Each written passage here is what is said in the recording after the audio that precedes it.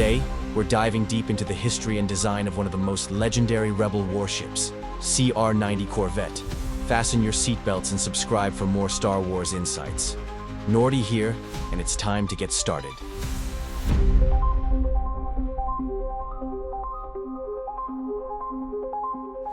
The Corellian Corvette CR-90 is one of the most versatile and iconic ships ever designed, known for its adaptability and efficiency in a wide range of missions. Originally developed as a multi-purpose vessel, the CR-90 has been used by multiple factions across the galaxy, from the Rebel Alliance to the Galactic Empire, and even in private hands. One of the key features of the CR-90 is its modular armament system, which allows the ship to be customized to suit specific tactical needs. This flexibility has contributed to its widespread use in various roles, from escorting important convoys to engaging in deep space interdiction missions. The Corvette's weapon systems are designed with a perfect balance between offensive firepower and defensive flexibility, allowing it to excel in both fleet actions and independent operations. The most commonly seen configuration for the CR-90 involves the use of dual turbo laser turrets mounted both dorsally and ventrally. These turrets provide a broad firing arc and allow the ship to defend itself from a variety of threats, particularly starfighters or smaller capital ships. These turbo laser turrets are complemented by several single turbo laser cannons, which are capable of delivering focused, high-intensity fire against larger targets, such as enemy cruisers or capital ships. This combination of turbolasers ensures that the CR-90 can engage threats across multiple vectors, making it a reliable asset in fleet actions where it is often tasked with defending larger, more vulnerable ships, such as transports or frigates. The ship's compact design, combined with these armaments, makes it a perfect escort vessel in convoy operations, where it can neutralize small enemy forces quickly and effectively. For more intense engagements, the CR-90 is occasionally outfitted with an enhanced armament configuration. This includes 6 dual turbo laser turrets, increasing its offensive capabilities and allowing it to take on larger capital ships or engage in heavy combat scenarios. This setup significantly boosts the Corvette's firepower, but the increase in armament comes with a trade-off in the ship's agility, as the additional weight and energy requirements can slow down its movements. Despite this, the added firepower allows the CR-90 to serve as a more capable frontline combatant, capable of holding its own against enemy forces that would otherwise outmatch it. This configuration, while less common than the standard setup, is still widely employed in fleet engagements where the CR-90 is expected to operate in areas where heavier combat might be anticipated, such as during patrols near enemy strongholds or in contested systems. The CR-90's flexibility extends even further in other configurations that prioritize different aspects of combat. One notable configuration uses a dorsal quad laser cannon turret, which provides a devastating rate of fire against smaller, more agile targets, such as starfighters or bombers. This quad laser turret is highly effective in countering enemy swarms, making it a valuable tool for protecting larger ships or civilian convoys from concentrated attacks by smaller vessels. The ventral dual turbo laser turret in this setup offers additional punch, capable of targeting heavier ships or providing support during intense fleet engagements. To further enhance its firepower, port and starboard laser cannons are added, ensuring that the ship has lateral coverage and can defend itself from all directions. This multi-role setup is commonly seen in CR-90s assigned to patrol duties or anti-piracy operations, where the ship must be able to deal with both large and small-scale threats. In yet another configuration, the CR-90 is equipped with an even more potent combination of dorsal and ventral dual turbo laser turrets and additional turbo laser cannons, bringing its firepower up to the maximum level. This setup is particularly suited for engagements where the CR-90 is expected to operate as a mainline warship, dealing with heavily armed opponents or defending high-priority targets. The versatility of the CR-90 in such configurations makes it invaluable in fleet actions, where its ability to switch between a defensive role, an anti-starfighter platform, and a capital ship killer allows it to fill multiple niches within the fleet. The CR-90's armament system is not just about sheer firepower. Its design emphasizes flexibility, with a range of configurations designed to meet the tactical demands of the moment. Whether it's used for space combat, fleet escort, or planetary defense, the CR-90's weaponry can be quickly adjusted to suit the situation. This makes the Corvette an invaluable asset in operations that require a ship capable of adapting to rapidly changing conditions. When deployed in large fleets, the CR-90 often assumes a defensive role, protecting more vulnerable ships and ensuring that enemy starfighters or light capital ships cannot overwhelm the fleet. In smaller independent operations, the CR-90's impressive mix of firepower and speed allows it to operate as a skirmisher, picking off enemy units and causing disruption within enemy lines. One of the most significant tactical advantages of the CR-90's armament is its speed and maneuverability. The ship can use its weapons to harass larger targets while staying out of their range, making it highly effective in combat scenarios where agility and the ability to reposition quickly are essential. The dual turbo-laser turrets and turbo-laser cannons allow the ship to take on enemy vessels from a distance, while its rapid-firing laser cannons and quad lasers enable it to handle close-range threats. Against smaller ships, the CR-90 can use its superior speed to stay just out of reach, while delivering powerful barrages of fire that can disable or destroy enemy fighters, bombers, and even some small capital ships. When operating in fleet actions, the CR-90's weaponry allows it to work in concert with larger ships, filling a support role that ensures the fleet's safety from lighter enemies. Its ability to quickly change its armament configuration allows the ship to adapt to different threats as the battle evolves. Whether on a solo mission to capture enemy ships, conducting raids against pirate bases, or escorting transports through dangerous systems, the CR-90's combination of rapid-fire weapons, heavy turbolasers, and laser cannons makes it an ideal ship for handling a wide range of operational tasks. In all of these scenarios, the CR-90 proves itself to be a dependable and highly effective vessel, capable of punching above its weight in combat situations. In summary, the Corellian Corvette CR-90 is a masterclass in flexible, adaptable design. Its armament, consisting of various turbo lasers, quad lasers, and laser cannons, ensures that it is well equipped to handle a broad spectrum of threats. The ability to configure its weaponry based on the mission at hand makes it a highly valued ship across various factions and ensures its place in the annals of galactic starship design. Whether in the hands of the Rebel Alliance, the Galactic Empire, or private owners, the CR-90 has proven time and again that it can hold its own in the most challenging combat environments.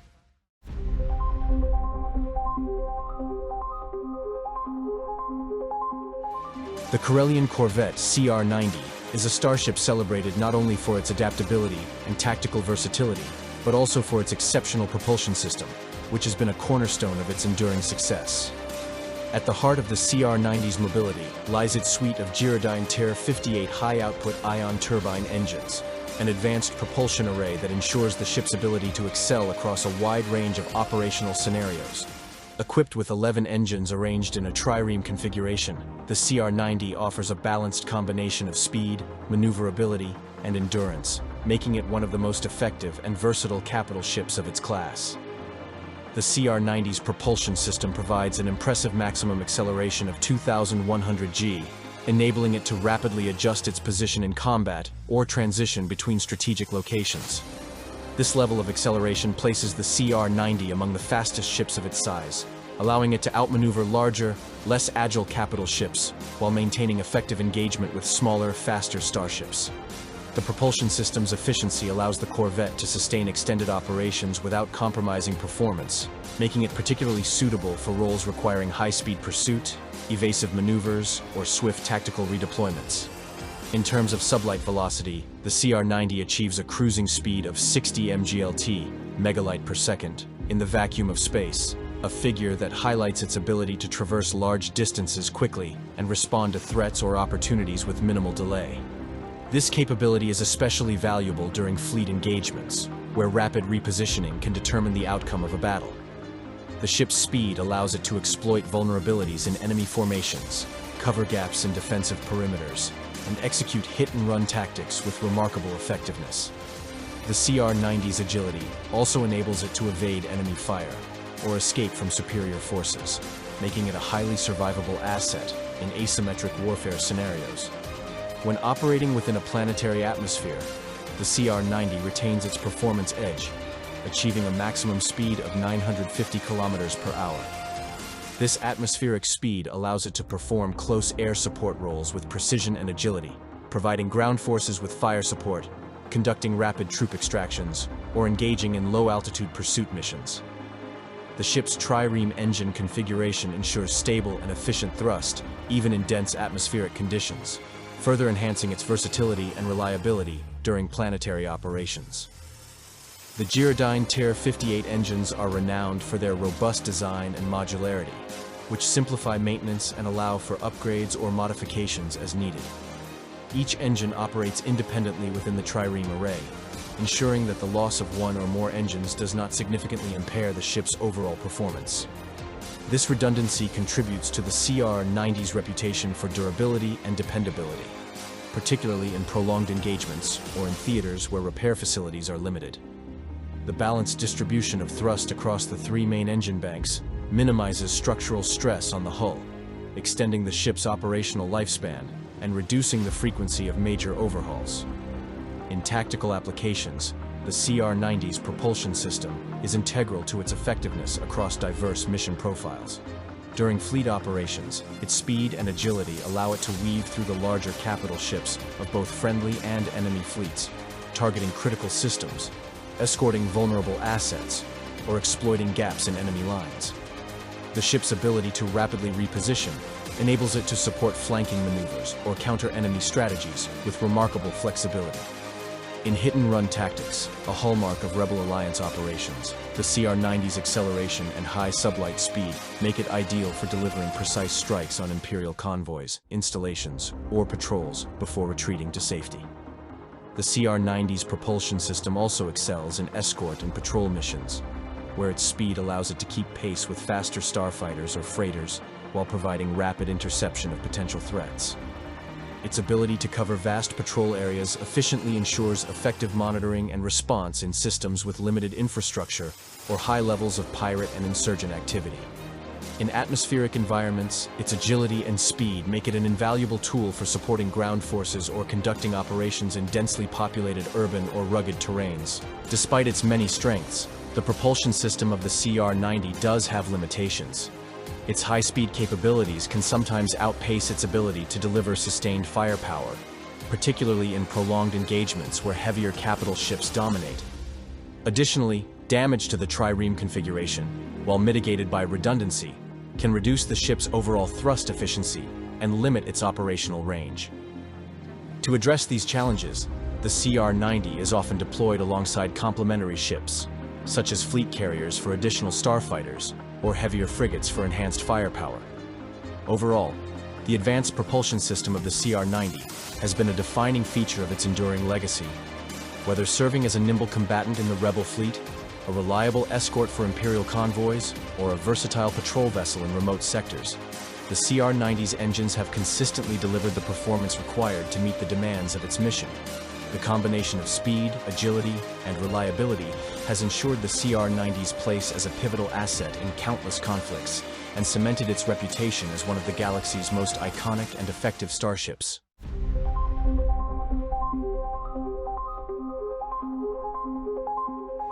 The hyperdrive system of the Corellian Corvette CR-90 stands as a testament to the engineering ingenuity of the Corellian Engineering Corporation, CEC. As a ship designed for versatility and reliability, the CR-90's hyperdrive plays a crucial role in ensuring the Corvette's effectiveness across a wide range of missions, from military operations to diplomatic assignments. The hyperdrive system, specifically the CEC subspace hyperdrive, is a finely tuned piece of technology that has become synonymous with the ship's reputation for speed and endurance in interstellar travel. With a Class 2.0 hyperdrive rating, the CR-90 achieves a balance of speed and efficiency that is exceptional for a vessel of its size and role. While not as fast as starfighters equipped with Class 1.0 hyperdrives, the CR-90 is notably swifter than many larger capital ships, allowing it to bridge the gap between smaller, tactical vessels and massive fleet carriers. This speed makes the CR-90 a versatile asset in both military and civilian contexts, as it can reach distant locations quickly while maintaining the robustness required for extended operations in hostile or remote environments. The CEC subspace hyperdrive is designed with reliability at its core, featuring a range of redundant systems to ensure continuous functionality, even in the event of damage. This redundancy is vital during high-stakes missions, particularly in combat scenarios where the CR-90 might need to execute a rapid hyperspace jump to evade pursuing forces or reposition for tactical advantage. Additionally, the hyperdrive's modular construction facilitates quick repairs and upgrades, enabling operators to customize the system for specific operational needs. This adaptability ensures that the CR-90 remains relevant even as newer technologies emerge. In terms of strategic utility, the hyperdrive allows the CR-90 to excel in a variety of roles. One of its primary strengths is its ability to rapidly deploy to crisis zones, making it an invaluable asset for patrol and escort missions. Its speed in hyperspace ensures it can respond quickly to distress calls, intercept threats, or reinforce allied forces in need. For the Rebel Alliance, the CR-90's hyperdrive became a cornerstone of their hit-and-run tactics. The ship's ability to enter and exit hyperspace with precision enabled it to strike Imperial installations or convoys unexpectedly and retreat before enemy reinforcements could arrive, demonstrating its effectiveness in asymmetric warfare. The hyperdrive system also enhances the CR-90's capacity for independent operations. With its efficient design and substantial consumable storage, the ship can undertake long-term missions in uncharted or poorly mapped regions of the galaxy. This autonomy makes it a favorite for exploration, reconnaissance, and covert operations, where self-sufficiency is paramount. The navigational systems integrated with the hyperdrive allow the CR-90 to plot safe and precise routes through hyperspace, avoiding hazards such as gravity wells and stellar anomalies. This capability ensures that the ship can traverse even the most treacherous regions with confidence. In fleet operations, the CR-90's hyperdrive is equally valuable. It allows the Corvette to integrate seamlessly with larger fleets, providing a flexible component capable of quick redeployment or support. Whether serving as a scout, escort, or reinforcement vessel, the CR-90's hyperspace speed ensures it can adapt to the shifting dynamics of a battle or campaign. This flexibility is particularly important in galactic warfare, where the ability to reposition assets rapidly often determines the outcome of engagements. Historically, the CR-90's hyperdrive has been a pivotal factor in some of the galaxy's most significant events. During the early days of the Galactic Civil War, the hyperdrive-equipped Tantive IV famously evaded Imperial pursuit to deliver the Death Star plans to the Rebel Alliance. This single act of defiance underscored the hyperdrive's critical role in ensuring the success of high-stakes missions. Across decades of service, from the Clone Wars to the rise of the New Republic, the CR-90's hyperdrive has consistently proven its value in scenarios where speed and reliability were paramount. While the Class 2.0 hyperdrive is highly capable, it does face certain limitations. Smaller ships with Class 1.0 hyperdrives can outrun the CR-90, a disadvantage that is mitigated by the Corvette's ability to work in concert with faster vessels during coordinated operations. Additionally, the modular nature of the hyperdrive system allows for periodic upgrades, enabling operators to enhance its performance when resources permit. This ensures the CR-90 can continue to meet the demands of evolving tactical and strategic landscapes. The CR-90's hyperdrive is a cornerstone of its enduring legacy as one of the galaxy's most versatile and iconic starships.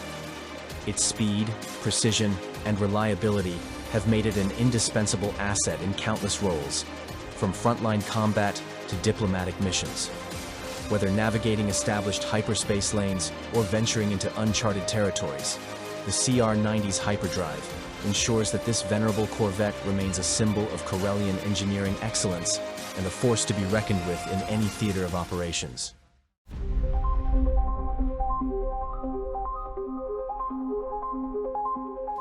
The Mason-Branger 7085 ionization reactor serves as the core power plant for the Corellian Corvette CR-90, embodying the ingenuity and reliability of Corellian Engineering Corporation's designs. This advanced reactor system is a marvel of engineering, employing ionization technology to produce the immense energy needed to power every aspect of the CR-90's operations.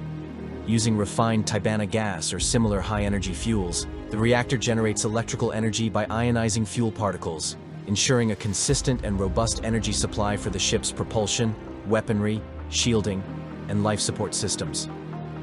Its design emphasizes not only power output, but also efficiency and reliability, making it the backbone of the Corvette's versatility across countless roles and missions.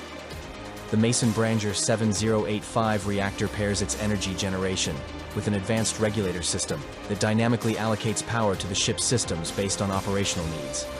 In combat, the reactor prioritizes energy for weapons and shields, ensuring the Corvette can withstand enemy fire and deliver retaliatory strikes. During hyperspace travel, it redirects power to the hyperdrive and navigational systems, optimizing energy usage for interstellar journeys. This adaptability extends to emergencies, where the reactor's built-in fail-safe mechanisms and bypass systems allow engineers to isolate damaged components and reroute power to critical systems, keeping the ship operational even in dire circumstances. This reactor also powers the CR-90's Gyrodyne TIR-58 high-output ion turbine engines, enabling the ship's renowned speed and maneuverability. With energy efficiently supplied to these engines, the Corvette achieves impressive sublight performance, making it a formidable opponent in combat and an effective blockade runner. The reactor's capacity to sustain this level of output over extended durations ensures the CR-90 can operate in high-stress scenarios, from pursuing enemy vessels to evading larger and more powerful ships. Beyond its role in propulsion and combat, the Mason-Branger 7085 supports the ship's shielding systems, providing the energy needed to maintain robust defensive barriers against incoming attacks. Its power also sustains the CR-90's diverse weapon systems, including turbo lasers, quad laser cannons, and modular armaments, giving the ship the flexibility to adapt to different mission profiles. Whether engaging enemy fleets, defending against starfighter swarms, or delivering precise strikes against capital ships, the reactor ensures the CR-90's combat systems perform at peak efficiency.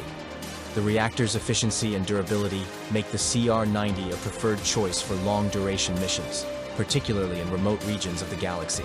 With its ability to maximize fuel utilization, the Mason-Branger 7085 allows the Corvette to operate autonomously for extended periods, supporting crew and passengers with reliable energy for life support, communications, and auxiliary systems. This endurance has made the CR-90 a favored vessel for diplomatic missions, exploratory expeditions, and covert operations, where self-sufficiency is paramount. Corellian practicality is evident in the reactor's robust construction and modular design, which facilitate maintenance, upgrades, and repairs. This ensures the reactor remains viable for decades, allowing the CR-90 to adapt to technological advancements or changing mission requirements with minimal downtime.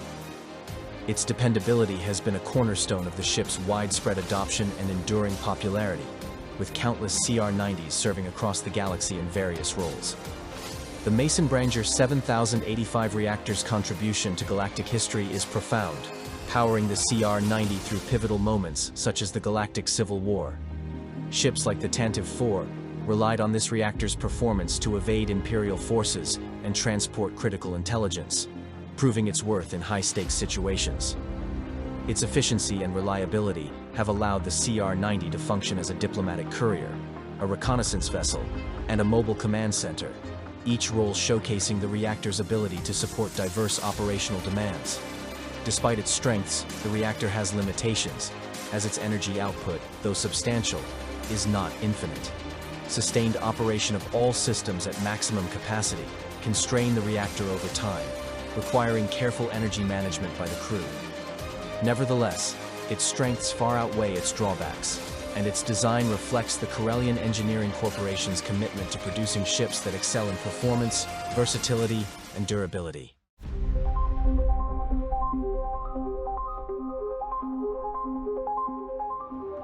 The Corellian Corvette CR-90, a hallmark of Corellian Engineering Corporation's innovative design philosophy, is a vessel crafted for versatility, reliability, and resilience.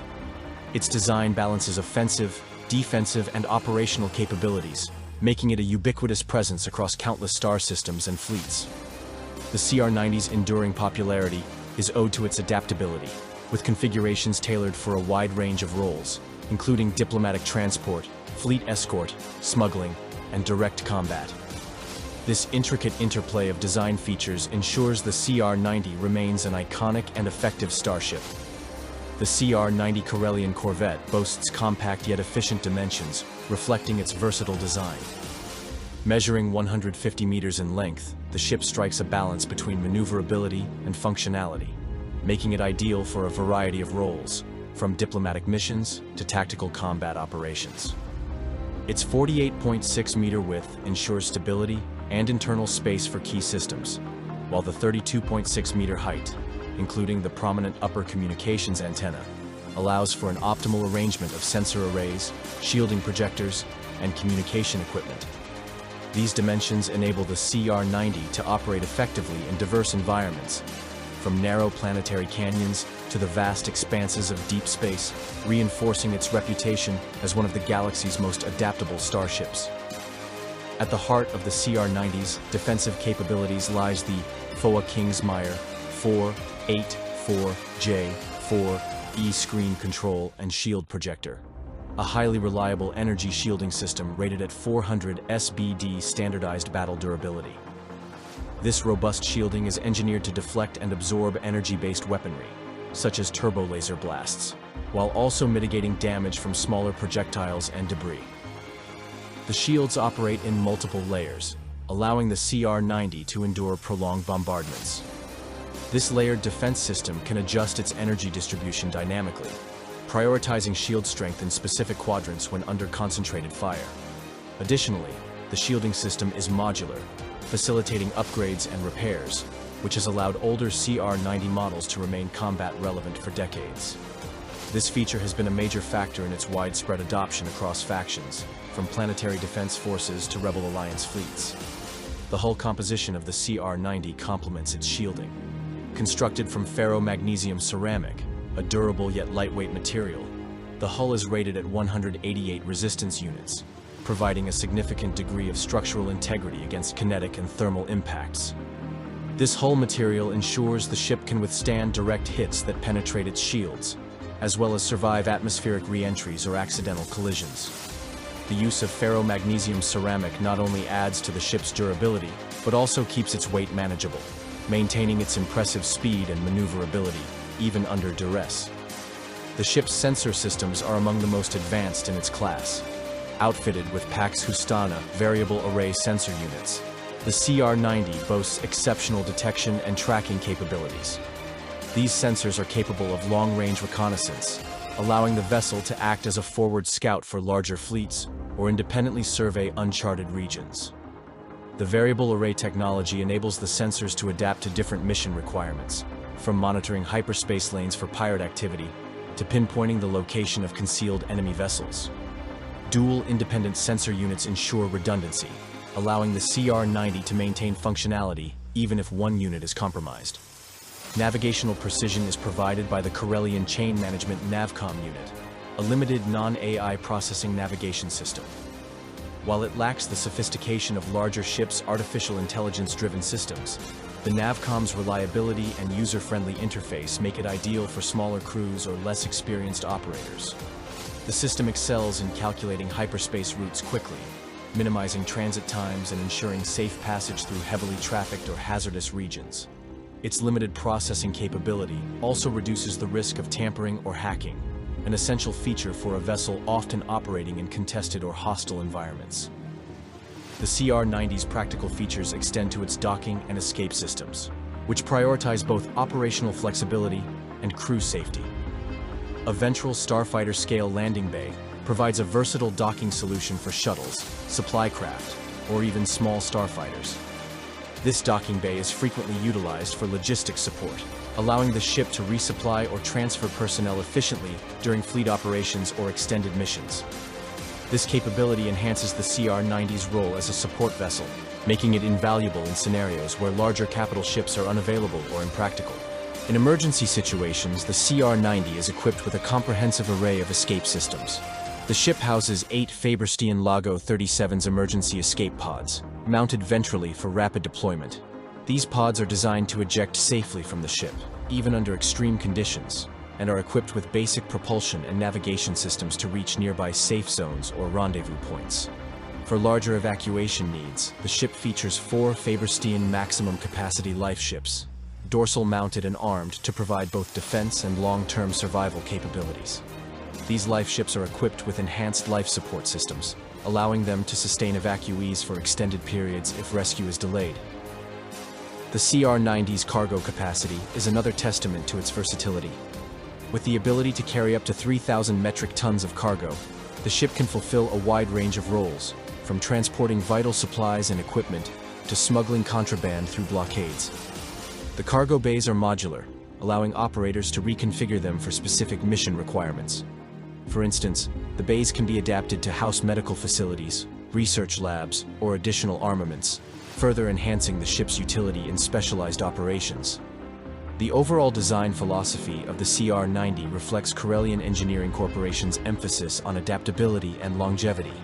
Its balanced combination of defensive shielding, durable hull, advanced sensors, and practical systems makes it a highly effective multi-purpose vessel.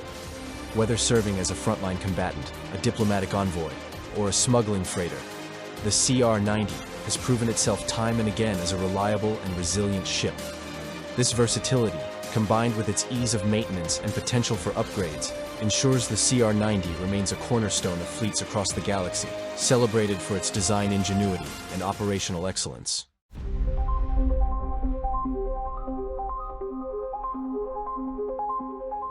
The Corellian Corvette CR-90 is a testament to versatility and adaptability in galactic naval engineering, and at the heart of its success lies its crew. Designed to accommodate a wide range of personnel needs, the CR-90 can function with a skeleton crew of just 7, or operate at peak efficiency with a full complement of up to 165 individuals. This flexibility ensures the ship can fulfill diverse roles, from diplomatic envoy and cargo transport to combat escort and blockade runner. The crew, however, is more than just a number. It represents a well-organized, adaptable, and often faction-specific structure, deeply influencing how the ship is operated and maintained. The size of the crew varies depending on the mission and the faction operating the vessel. In its simplest configuration, a skeleton crew of 7 highly trained personnel can manage essential systems, such as navigation, propulsion, weaponry, and life support. This is ideal for low-risk missions or emergency operations. However, for more complex roles, such as combat engagements or deep space exploration, the ship benefits greatly from a larger crew. A full complement enables the delegation of specialized roles, including gunnery, engineering, communications, logistics, and medical support, ensuring the vessel operates at peak performance. Crew organization aboard a CR-90 follows a hierarchical structure that adapts to the priorities and culture of the faction in control. In the Galactic Republic, the ship's command was typically led by a seasoned captain with extensive experience in either naval operations or diplomacy, supported by an executive officer responsible for coordinating the day-to-day activities of the crew. Engineers maintained the ship's propulsion systems and shield generators, while gunnery crews operated the turbo lasers and laser cannons with precision. Navigation officers charted hyperspace routes and managed the sensor systems to avoid hazards and ensure mission success. Republic crews were often products of rigorous academy training, focusing on discipline, technical expertise, and teamwork. Under the Galactic Empire, the CR-90 remained a valuable asset, especially for patrol and escort missions. Imperial crews operated under stricter discipline and a rigid chain of command. Captains wielded absolute authority, with every officer and crew member expected to follow orders without question. The ship's efficiency under the Empire was due in part to its specialization. Each crew member was rigorously trained for a specific task, minimizing redundancy but requiring a larger team for optimal performance. Imperial crews often comprised career officers and enlisted personnel trained at elite naval academies, with a strong emphasis on loyalty and efficiency. In contrast, the Rebel Alliance's operation of the CR-90 reflected the resourcefulness and improvisation that defined the faction. Rebel crews were often smaller and relied heavily on multitasking, with personnel cross-trained to handle multiple systems and roles. Captains of Rebel CR-90s were frequently charismatic leaders who inspired loyalty through shared purpose, rather than strict discipline. The informal hierarchy encouraged creativity and problem-solving, which was essential given the often overstressed systems and limited resources available to the rebellion. Engineers aboard Rebel CR-90s were known for their ingenuity, frequently modifying the ship's systems to enhance performance or adapt it for specific missions. Pirates and privateers, who also found the CR-90 appealing, adopted an entirely different approach to crew organization. Leadership aboard such ships was typically based on charisma, fear, or tactical acumen, with captains maintaining authority through reputation or sheer strength. Crews were a mix of mercenaries, smugglers, and outlaws, with skills ranging from basic competence to exceptional expertise. The hierarchy was fluid, often shifting based on individual contributions and alliances within the crew.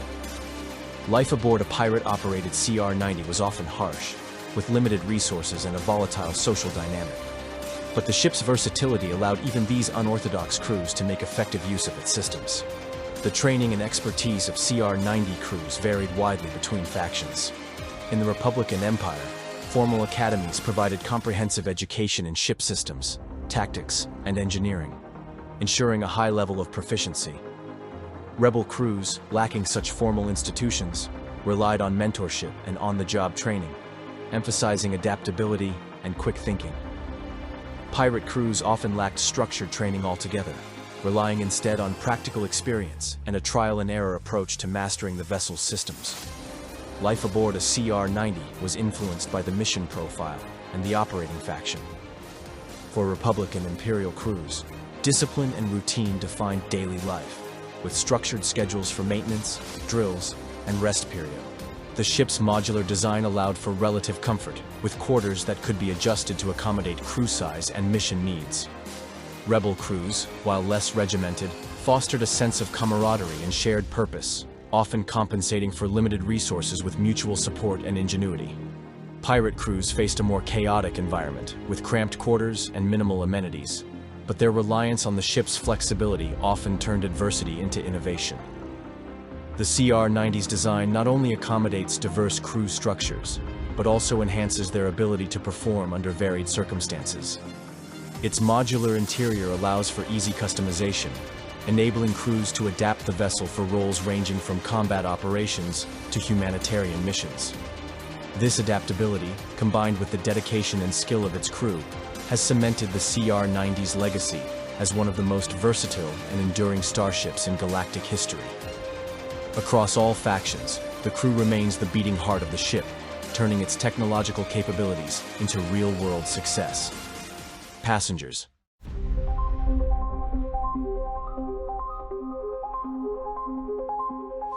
The CR-90 Corellian Corvette is renowned for its remarkable versatility, which extends to its passenger capabilities. With the capacity to carry up to 600 individuals, depending on its internal configuration, the vessel serves a variety of crucial roles, from diplomatic and military missions to humanitarian operations. This adaptability makes the CR-90 a cornerstone of fleets across multiple factions, showcasing its ability to balance practicality, comfort, and operational effectiveness for passengers in diverse scenarios. In diplomatic missions, the CR-90 transforms into a sophisticated vessel capable of transporting high-ranking officials and their entourages in comfort and security. The modular design of the ship's interior allows for the creation of luxurious suites and meeting spaces tailored to the needs of ambassadors and dignitaries. These spaces are equipped with private quarters, advanced communication systems, and holo projectors for secure negotiations and briefings. The ship's quiet propulsion systems and soundproofed interiors ensure privacy and a professional atmosphere, essential for fostering trust and respect during delicate diplomatic endeavors. Meanwhile, dedicated security features, such as reinforced bulkheads and concealed weapon emplacements, provide passengers with a sense of safety without detracting from the vessel's diplomatic purpose. Reception areas are often reconfigured to host formal gatherings, while cargo bays may be adapted to carry ceremonial gifts or supplies for aid missions accompanying diplomatic outreach. The CR-90's ability to adapt its passenger accommodations also extends to its role in tactical ground operations. When used as a military transport, the ship can carry up to 600 soldiers, with its modular compartments converted into barracks outfitted with bunks, storage lockers, and operational briefing rooms. This ensures that troops have the necessary space and resources to prepare for missions during transit. The layout is optimized for efficient movement, allowing for rapid deployment upon arrival at a destination. The ship's robust structural integrity enables it to enter planetary atmospheres, providing critical support for rapid insertion operations. Ground forces benefit from its advanced sensors and communication arrays, which allow commanders to coordinate operations effectively, ensuring that troops are deployed with precision and support. Its onboard systems can manage real-time battlefield data, enabling officers to make tactical decisions swiftly, whether coordinating reinforcements, supplying critical equipment, or facilitating evacuations. In humanitarian and evacuation missions, the CR-90's design is reconfigured to prioritize safety and capacity over comfort. Its spacious cargo holds and passenger compartments are transformed to accommodate as many evacuees as possible, using emergency seating or makeshift sleeping areas to maximize capacity. Advanced life support systems ensure adequate air circulation, temperature control, and environmental stability, even when the ship is operating at full capacity. Supplies such as food, water, and medical equipment are stored strategically to support evacuees during transit, while onboard medical facilities are often established to provide immediate care to those in need. These facilities, staffed by medics or medical droids, can stabilize injured passengers until they reach a safe destination. The ship's shielding and defensive capabilities offer essential protection during high-risk extractions, allowing it to navigate hazardous conditions or hostile fire zones with relative safety. The CR-90 also demonstrates a unique ability to balance comfort and utility. For extended missions or specialized assignments, the ship can be configured to offer enhanced accommodations. This includes climate-controlled environments, soundproofed cabins, and recreational areas that contribute to passenger morale during prolonged journeys. Entertainment systems and communal dining spaces foster a sense of community among passengers, whether they are troops preparing for a campaign or diplomats representing their worlds. Even in its most utilitarian configurations, the CR-90 maintains a level of ergonomic design and operational efficiency that ensures passengers can travel without undue strain or discomfort. One of the CR-90's defining features is its adaptability across various roles and factions. Whether ferrying dignitaries, deploying troops, or rescuing evacuees, the ship seamlessly adjusts to its assigned mission while maintaining its reliability and performance. This adaptability is further amplified by its speed and maneuverability, ensuring that passengers are transported safely and swiftly, even in dangerous or time-sensitive situations. For military operations, its compact yet efficient design allows it to navigate through fleet formations or planetary terrain, while in diplomatic missions, its unassuming profile and defensive systems reassure both passengers and allies of its competence. The CR-90 Corellian Corvette epitomizes versatility in passenger transport, accommodating a wide range of needs while maintaining its reputation as a dependable and multifunctional starship. Whether serving as a mobile embassy, a troop transport, or a lifeline for those in peril, the CR-90 consistently proves its worth as a vessel capable of balancing the diverse demands of its passengers. This remarkable adaptability ensures its continued presence in fleets across the galaxy, a testament to its enduring design and engineering excellence.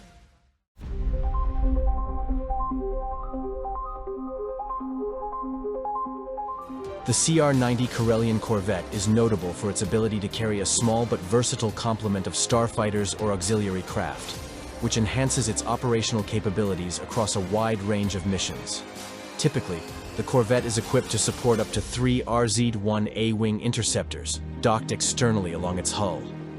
While the number of starfighters it can host may seem modest, this complement significantly extends the ship's tactical versatility, allowing it to perform effectively in both offensive and defensive roles. The A-wing interceptors, known for their exceptional speed and agility, are a natural fit for the CR-90's fast attack and reconnaissance-oriented design philosophy. These starfighters can be deployed rapidly during engagements, providing a crucial layer of defense against enemy fighters and bombers. The external docking configuration minimizes the Corvette's internal spatial requirements, ensuring that its compact design remains unencumbered while still maintaining the ability to project force beyond its turbo laser and cannon armament. The external docking also facilitates rapid deployment and retrieval, crucial for surprise assaults or quick escape scenarios. In combat, the A-wings serve as both a protective screen and a force multiplier. Their advanced sensor packages can extend the CR-90's situational awareness, identifying threats and anomalies in the surrounding space that the Corvette's onboard sensors might miss. Their speed and maneuverability allow them to intercept enemy craft targeting the Corvette or its convoy, neutralizing threats before they can inflict damage. Additionally, the A-Wing's hit-and-run tactics complement the CR-90's own swift and evasive nature, enabling the pair to operate effectively in skirmishes or against larger fleets. Together, they can harass enemy forces, disrupt formations, and draw fire away from the Corvette itself. Beyond combat, the CR-90's starfighter complement enhances its utility in reconnaissance and scouting missions. A-Wings, with their high-speed sublight engines and advanced sensor arrays, can survey large areas quickly, relaying valuable tactical data to the Corvette. This capability is particularly valuable in scenarios requiring stealth or rapid assessment, such as scouting hyperspace routes, mapping asteroid fields, or monitoring enemy fleet movements. The ability to deploy these interceptors allows the CR-90 to act as a mobile command center, coordinating fighter operations and integrating their data into broader fleet maneuvers. In humanitarian or rescue missions, the A-Wings can provide overwatch and escort services, ensuring the safety of evacuees or supply runs in hostile environments. Their speed makes them ideal for quickly reaching and securing areas ahead of the Corvette's arrival, while their armament can fend off opportunistic attackers. This protective role is critical in high-risk scenarios, particularly when the CR-90 is operating with limited reinforcements or in areas with significant pirate or rebel activity. The Corvette's starfighter complement also contributes to its adaptability within different factions and organizations. In the Rebel Alliance, for example, A-Wings often provide the Corvette with a much-needed edge against the superior numbers and firepower of the Imperial Navy. Their ability to execute precision strikes and distract larger ships aligns perfectly with the hit-and-run tactics favored by the Rebellion. For independent operators, mercenary groups, or pirates, starfighters like the A-Wing can be replaced or supplemented with other small craft, such as shuttles or drones, tailored to specific missions. Maintenance and support for the starfighters are streamlined thanks to the CR-90's modular systems. While docked externally, the A-Wings can be refueled and rearmed directly from the Corvette's reserves. Technicians on board the ship, working from external maintenance platforms or in small repair bays within the Corvette, can perform light repairs and diagnostics. This ensures that the fighters remain mission-ready without requiring the Corvette to return to a larger base or station. The inclusion of spare parts, energy cells, and ordnance in the Corvette's cargo space further enhances its self-sufficiency. In summary, the CR-90 Corellian Corvette's complement of 3 Rs-1 A-Wing interceptors, though modest in scale, significantly enhances its capabilities across combat, reconnaissance, and humanitarian roles. The synergy between the Corvette and its starfighters exemplifies the CR-90's hallmark versatility, allowing it to perform effectively as a standalone vessel or within a larger fleet. This adaptability ensures that the ship remains a valuable asset in a galaxy where flexibility and ingenuity often determine success.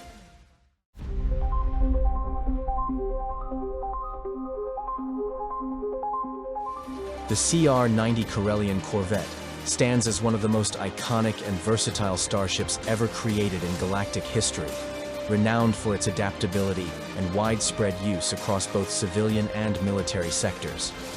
Designed by the Corellian Engineering Corporation, CEC, a company famous for its shipbuilding excellence, the CR-90 exemplifies the mastery of Corellian starship design.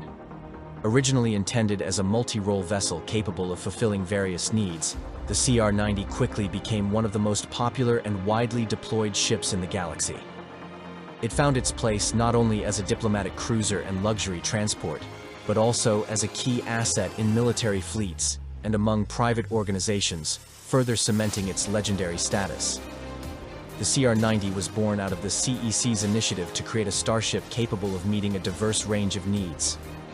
The design team focused on modularity, a feature that allowed the ship to be highly customizable for different roles, from high-speed transport and diplomatic missions to military engagements and private trade operations. The result was a sleek, wedge-shaped vessel measuring 150 meters in length, combining both aesthetic elegance and functionality. The CR-90's layout made it versatile, as it could be outfitted with a variety of equipment and systems depending on the specific needs of its owner. whether for diplomatic functions, high-value cargo transport, or defense-related tasks. The ship's size, while compact, offered sufficient internal space for various configurations, which could be easily adapted to suit the mission at hand. This made the CR-90 an attractive option for planetary governments, private corporations, and independent traders alike. At the heart of the CR-90's success was its modular design, which allowed Corellian Engineering Corporation to produce multiple variants of the ship while maintaining the same core framework. This approach allowed CEC to achieve economies of scale while still offering highly specialized versions of the CR-90. For example, the Alderanian diplomatic cruiser was a variant outfitted with luxurious interiors, advanced communication systems, and specialized features designed to facilitate high-profile diplomatic missions. In contrast, military variants often came equipped with reinforced hulls, improved shielding, and enhanced weaponry, making them ideal for blockade running, patrol duties, and defensive combat operations. The ship was also used as a luxury transport, featuring plush accommodations and state-of-the-art amenities to cater to the wealthiest of clients. Even the Rebel Alliance, during the Galactic Civil War, made extensive use of CR-90s as blockade runners, a role that capitalized on the ship's speed and stealth capabilities. The ship's modular nature did not just refer to its physical attributes, it extended to its internal systems as well. Owners had the ability to choose from a wide array of systems based on their priorities. A client looking for a military-grade vessel could opt for enhanced weaponry, shielding, and sensor arrays, while a diplomatic mission might prefer advanced communications equipment, luxurious cabins, and customized conference rooms. This flexibility made the CR-90 a favorite in sectors as varied as commerce, diplomacy, and military service, contributing to its wide adoption. The CR-90 was built at CEC's famous Corellian shipyards, known across the galaxy for their efficiency, precision, and capacity to produce high-quality ships. Located on the bustling planet of Corellia, these shipyards employed a combination of automated manufacturing techniques and skilled labor, with specialized teams focusing on specific components, such as the FOA Kingsmire 484J, 4E shield projector, and the Pax Justana variable array sensor unit. These systems were carefully engineered to ensure the vessel met the stringent performance and durability standards required by both military and civilian clients. The Corellian shipyards also had access to an extensive network of raw material suppliers and advanced logistical support, which facilitated the smooth delivery of critical components and ensured the production process was both efficient and timely. The manufacturing of CR-90s also involved innovative production practices to address the logistical challenges inherent in creating a ship of its complexity. Components like engines, shield generators, and sensor arrays were produced in bulk to standard specifications, allowing them to be interchangeable across the entire CR series. This standardized approach not only made the production process more efficient, but also ensured that repairs and maintenance were easier for owners, as parts were readily available and could be swapped between different ships. Additionally, CEC incorporated pre-installed modular systems, which allowed customers to specify their desired configurations before assembly. This customization option was a significant selling point for the CR-90, as it enabled CEC to meet the unique needs of every client, whether they required a luxurious diplomatic cruiser or a heavily armed blockade runner. Over time, the CR-90 became a staple in the fleets of various organizations. The original price of a CR-90 was typically around 3,500,000 credits for a standard model, though this could vary depending on the customization options selected by the buyer. Versions with fewer features or more basic configurations could be purchased for as little as 2,700,000 credits, while heavily modified military or diplomatic variants could easily fetch higher prices. The secondary market also played a key role in the CR-90's success. Used CR-90s were regularly available, often priced around 1,500,000 credits, making them an appealing option for smaller organizations, independent operators, and even rebel factions looking for affordable but capable starships. This availability helped sustain the CR-90's popularity long after its initial production run, ensuring that the ship remained an integral part of galactic fleets for years to come. The CR-90's legacy was built not only on its initial success, but also on its versatility and long-term reliability. The Rebel Alliance, during the height of the Galactic Civil War, famously utilized the CR-90 as a blockade runner. taking advantage of its speed and agility to outmaneuver Imperial forces. The Alderaanian diplomatic cruiser variant found its place in high-profile diplomatic missions across the galaxy, while the luxury transport version catered to the elite, offering comfort and style for the wealthiest travelers. Even after its production officially ended, used CR-90s continued to find new life, whether in the hands of pirates, independent traders, or smaller militias. The CR-90 Corellian Corvette is a shining example of Corellian ingenuity, a starship that combined advanced technology, customizability, and affordability into a single, powerful package. Whether it was used for diplomacy, military service, or trade, the CR-90 established itself as one of the most versatile and long-lasting ships in galactic history. Its widespread use and continued legacy make it a true hallmark of Corellian shipbuilding, a symbol of the quality, adaptability, and reliability that has become synonymous with Corellian starships across the galaxy.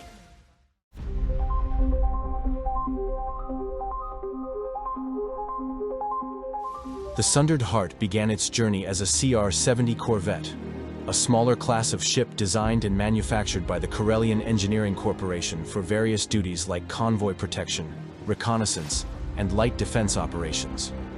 Its original design made it a versatile vessel, capable of performing a wide range of roles in a variety of scenarios. Initially used by Bail Organa around the time of the declaration of a new order, the ship's early years were marked by its involvement in the turbulence of the Clone Wars, where it operated under the flag of the Loyalist Senator. The vessel's early configuration, as a CR-90, was functional for its time, but it soon found itself needing major modifications to meet the demands of an increasingly complex galaxy, particularly with the rise of the Galactic Empire. As the political landscape shifted dramatically with the fall of the Republic and the establishment of the Empire, the Sundered Heart underwent a substantial transformation, becoming one of the most iconic ships of the Galactic Civil War. Its conversion into a CR-90 Corvette was a vital step in adapting to the growing resistance to the Empire. This retrofit process involved major engineering adjustments, significantly enhancing the vessel's capabilities. The ship was outfitted with additional engine compartments, which increased its speed and maneuverability. While the original CR-90 Corvette had been modest in terms of speed and firepower, the CR-90 modification added the ability to engage more formidable opponents. The addition of fins to the ship's design provided greater agility in space combat, while the expansion of its engine systems allowed the ship to reach speeds almost 4 times faster than it had been able to before, making it highly effective in evading pursuit or striking quickly before enemies had a chance to react. These upgrades were particularly crucial during the Galactic Civil War, as they gave the ship both speed and firepower that made it a force to be reckoned with in battle. The Sundered Heart now boasted a length of 150 meters and was capable of achieving a maximum acceleration of 3,400 g, which made it more agile and responsive during high-speed maneuvers. Its hyperdrive rating, set at Class 2.0, ensured the ship had solid long-range travel capabilities, though it was not the fastest available at the time. The addition of an energy flux device was another significant enhancement, enabling the vessel to interfere with enemy fire by creating an energy distortion field that weakened incoming attacks. This made the Sundered Heart much harder to hit in combat, and gave it a distinct advantage against Imperial forces, who relied heavily on conventional turbo-laser fire. Armed with Time and Back H9 turbo-lasers, 2 and 4 laser cannons, the Sundered Heart had significant firepower for its size, capable of defending itself against smaller enemy ships or engaging in combat with more formidable opponents. These weapons allowed the Corvette to play an active role in skirmishes and provide support for larger, more heavily armed ships in the fleet, such as those led by Captain Remus Antilles, the vessel's commander during its service in the Galactic Civil War. The ship's relatively light armament compared to larger capital ships did not hinder its effectiveness in its role as a fast response vessel, capable of harassing the Empire's forces and executing hit-and-run tactics. One of the defining characteristics of the Sundered Heart was its small hangar bay, a key feature that allowed the ship to deploy 1 or 2 starfighters, depending on their size. This feature made the vessel highly versatile in various operational scenarios, enabling it to provide air support, rapid strike capabilities, and the flexibility to operate alongside other larger ships in the fleet. A notable moment in the ship's history occurred when Obi-Wan Kenobi used this hangar to rendezvous with the Sundered Heart after his battle with General Grievous on the planet Utapau, demonstrating the ship's importance in facilitating strategic operations for the rebel forces. Additionally, the Sundered Heart was equipped with a droid workshop, which played a pivotal role in the memory wipe of C-3PO, a defining moment in the droid's journey and his eventual service under Princess Leia Organa. Following its transformation into a CR-90 Corvette, the Sundered Heart became the flagship of Captain Remus Antilles, a prominent officer in the Rebel Alliance. As the flagship, the ship participated in critical operations against the Galactic Empire, including raids on Imperial supply lines, covert missions to disrupt Imperial operations, and attacks on key Imperial installations. Under Captain Antilles, the Sundered Heart became an essential asset for the rebel forces, offering its agility, firepower, and specialized countermeasures as part of the rebel fleet's efforts to combat the Empire's dominance. The energy flux device aboard the Sundered Heart proved especially valuable in these engagements, allowing the ship to neutralize enemy fire during critical battles. This technology gave the Sundered Heart an edge in encounters with the Empire's capital ships and starfighters, making it a symbol of the ingenuity and adaptability that defined the Rebel Alliance.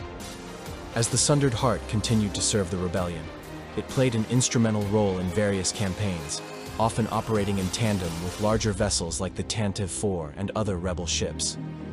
Its speed and versatility were invaluable in these operations, enabling the rebel forces to outmaneuver the Empire and strike where it would hurt the most. During its service, the ship helped transport vital personnel, carry out espionage missions, and engage in military operations against Imperial strongholds, all while remaining a symbol of hope for those fighting against the tyranny of the Empire. In the broader context of the Galactic Civil War, the Sundered Heart was a testament to the resourcefulness of the rebel forces. Its transformation from a CR-70 Corvette to a CR-90 Corvette exemplified the ingenuity and adaptability of the Alliance in the face of overwhelming odds. The ship's ability to perform multiple roles, from providing air support and engaging enemy ships to serving as a mobile base of operations, made it a valuable asset in the fight for freedom. As the Sundered Heart continued to serve in the rebel fleet, it became more than just a ship.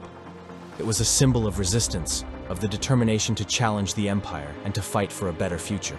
Under the command of Captain Remus Antilles, who had been gifted the ship for his successful efforts to run medical supplies past Imperial blockades, the Sundered Heart would see action against the Empire. Captain Antilles and his crew were involved in several critical missions for the Rebel Alliance.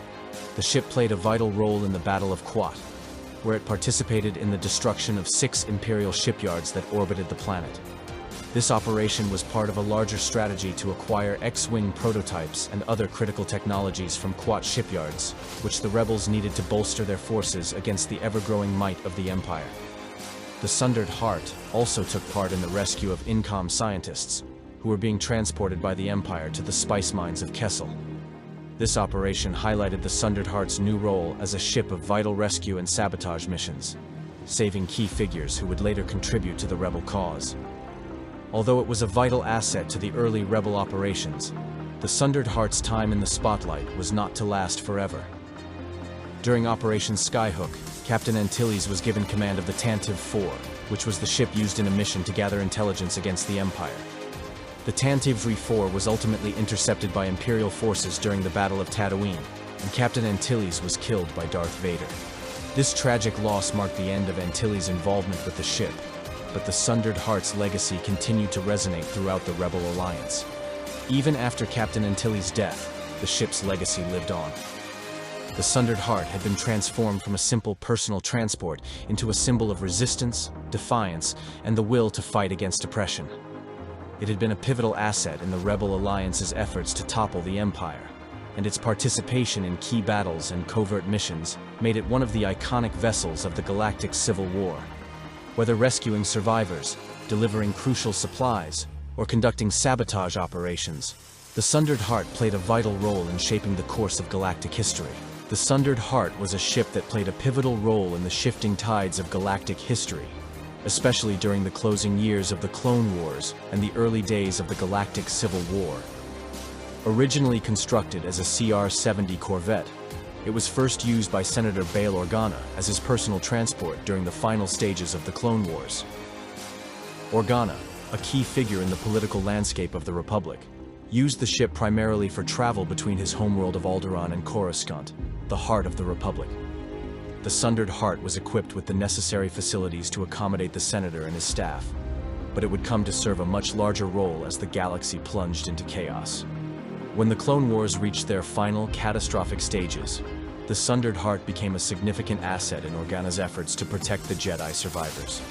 After the execution of Order 66, which saw the Jedi Order all but wiped out by the 501st Legion, Organa, with the help of a stolen Jedi homing beacon, was able to rescue two of the most powerful Jedi Masters, Yoda and Obi-Wan Kenobi.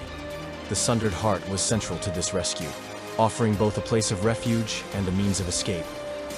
Organa personally navigated the war-torn galaxy to bring Yoda and Kenobi to safety after they had escaped the Jedi Purge on Kashyyyk and Utapau. These two Jedi would play vital roles in the survival of the Force and the continuation of hope in the galaxy. The ship would return to Coruscant, where the Jedi Masters, using the Sundered Heart as a mobile base, would alter the beacon at the Jedi Temple, ensuring that any remaining Jedi could be found and kept safe. At the same time, Organa was summoned to the Grand Convocation Chamber, where the declaration of a new order was read, transforming the Galactic Republic into the Galactic Empire. This marked the true beginning of the end of the Jedi Order. Following this event, Organa played a key role in rescuing Yoda from the Senate chamber after he had nearly been struck down by Darth Sidious, whose power had now overtaken the Republic. The Sundered Heart was more than just a transport for Organa and the remaining Jedi, though. It became a symbol of survival, hope, and defiance. The ship carried the body of Padme Amidala from Polis Massa to Naboo after her tragic death following the birth of her twins, Luke Skywalker and Leia Organa. It was aboard the Sundered Heart that the twins' fates were decided.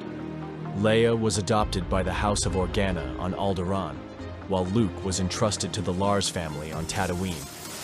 The ship's role in these moments marked it as an irreplaceable piece of galactic history, one that would forever be linked to the creation of the next generation of heroes.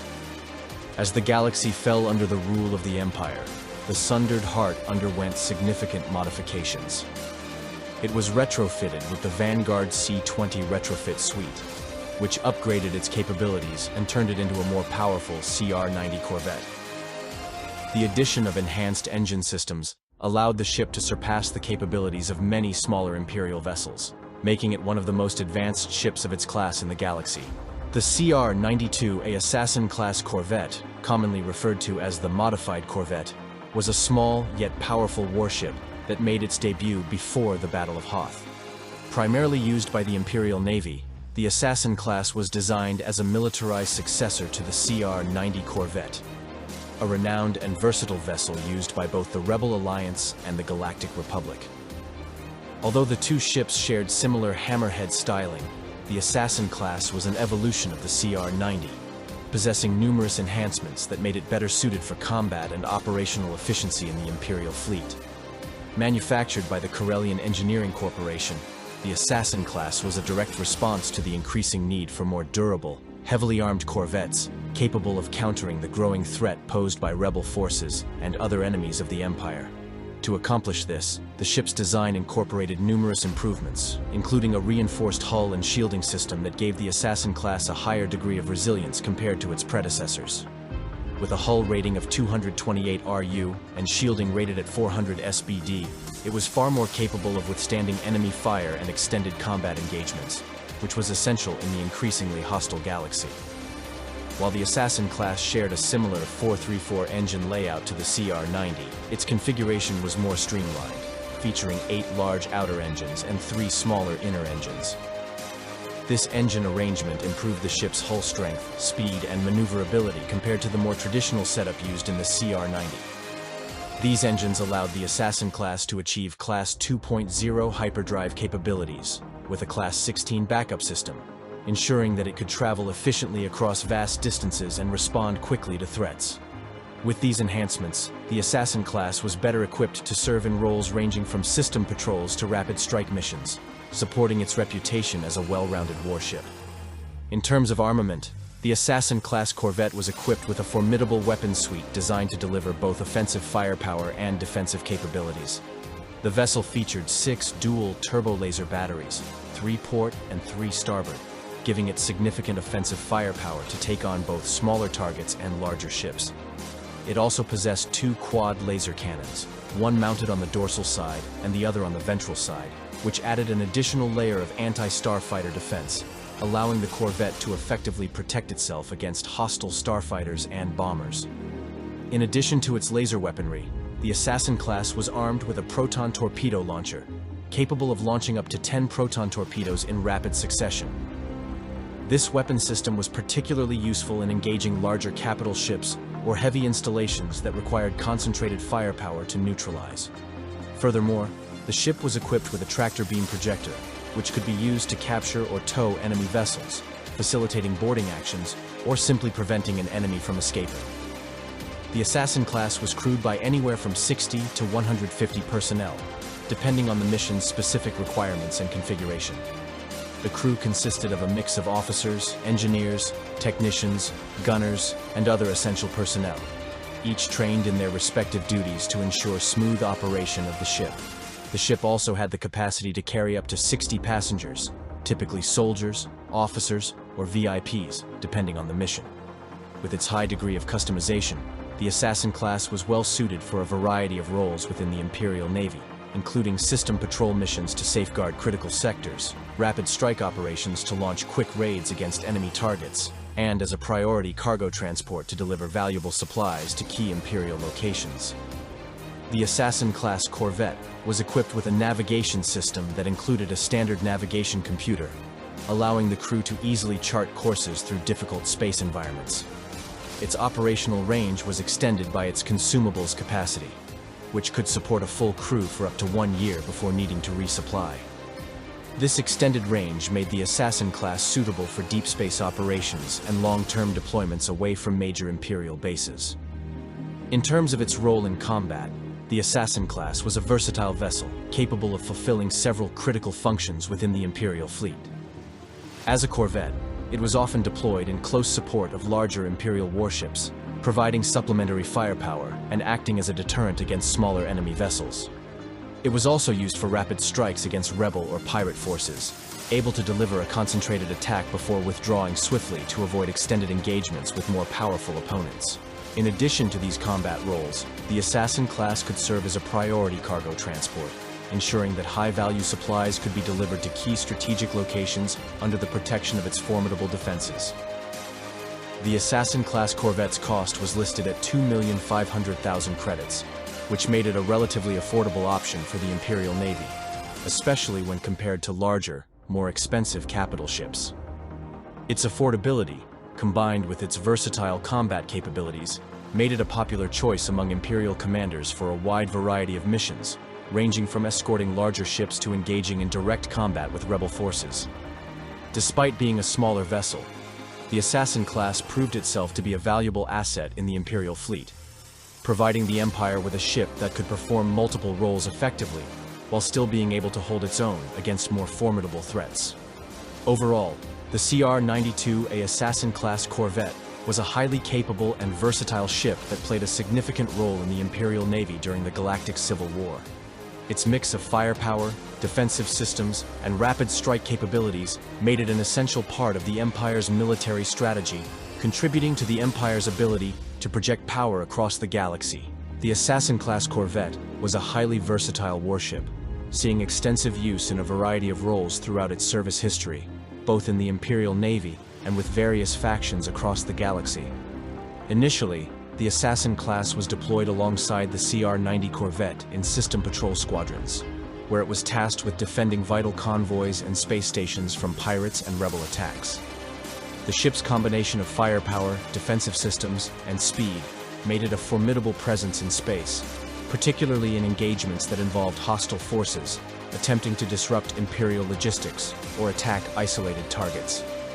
The Assassin-class Corvette's role extended beyond the Empire's direct military needs. Rebel forces, recognizing the ship's potential in asymmetrical warfare, utilized modified Assassin-class vessels for hit-and-fade operations.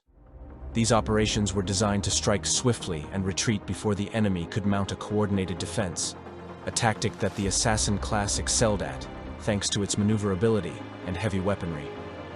Rebel forces also repurposed these ships for missions involving the transportation of high-priority cargo and personnel, particularly for delivering supplies or rescuing key individuals from Imperial strongholds. In Zero ABY, the Assassin-class Corvette was thrust into a more personal conflict when Darth Vader requisitioned the Archer, piloted by Ensign Nanda, for a personal mission of revenge. This marked a significant moment for the ship, as it was now being used for a mission of vengeance, operating outside the normal bounds of standard military assignments.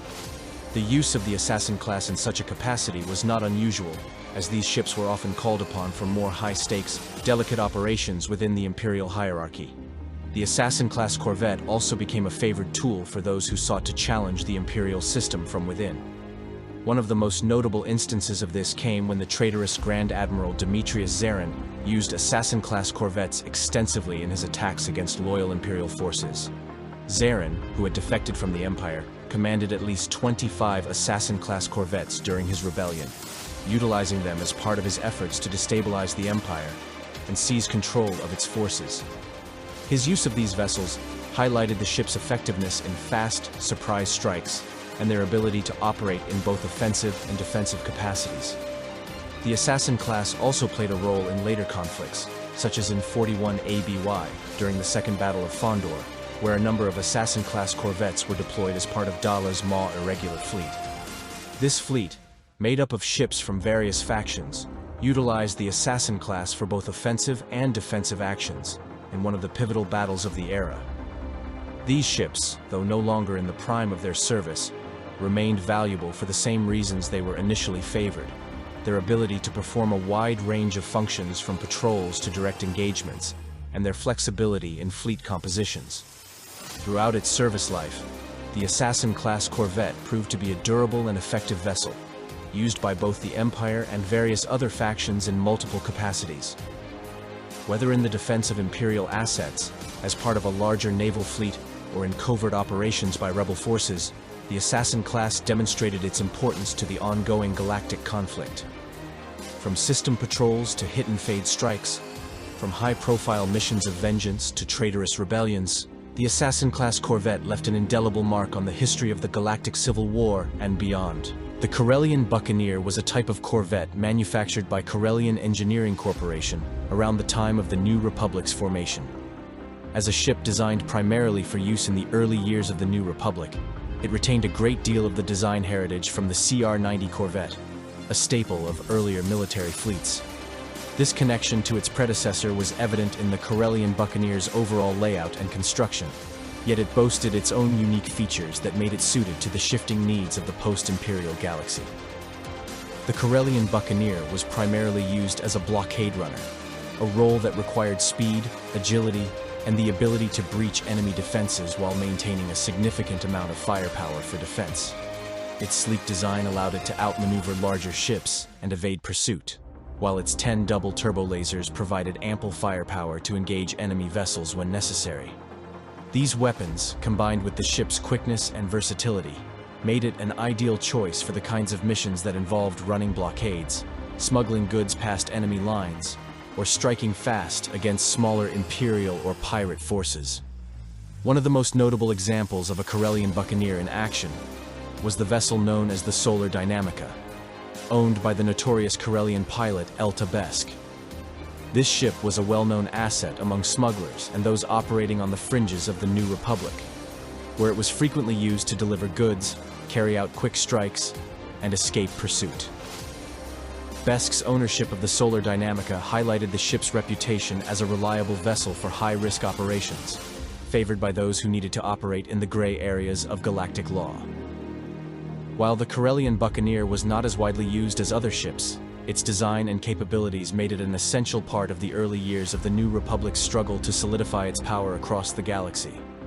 It provided a valuable tool for those who needed a fast, well-armed vessel capable of performing a wide range of tasks, from smuggling to direct combat operations. With its double turbo laser armament and its ability to outrun many larger ships, the Corellian Buccaneer carved out a niche for itself as one of the many varied and essential ships in the New Republic fleet during its formative years.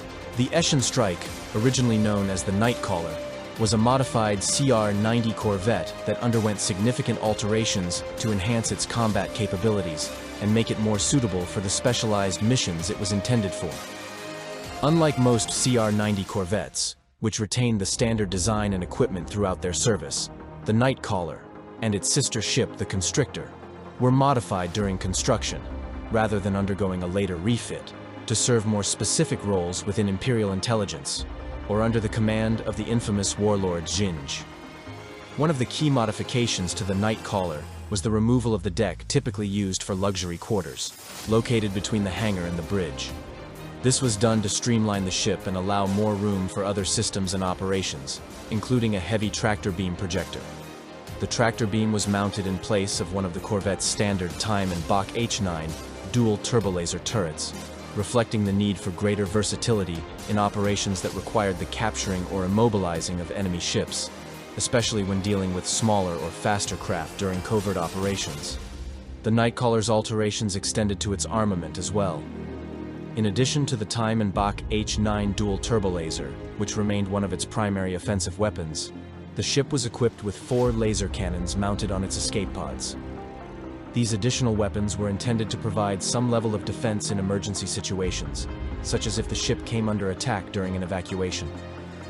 The ship was also equipped with Empion mines, a type of mine known for its ability to disrupt the systems of enemy vessels that came too close, a fitting choice for the hit-and-run tactics that the ship was often employed for.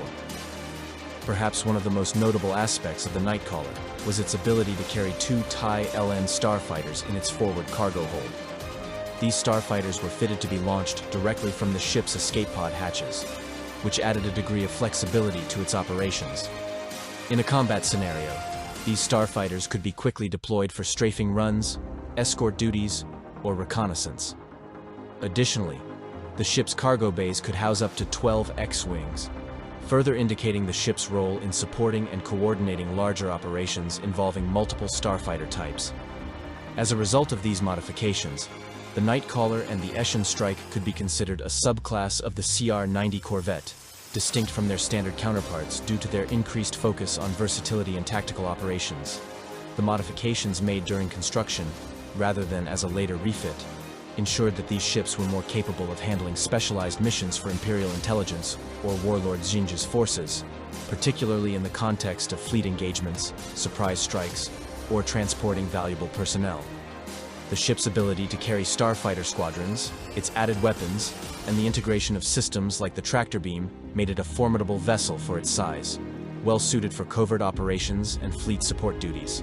The Nightcaller, originally commanded by Zurl Darillion, was a modified CR-90 Corvette serving under Warlord Zinj, before its eventual capture by Wraith Squadron at the Zobom system in 7 ABY.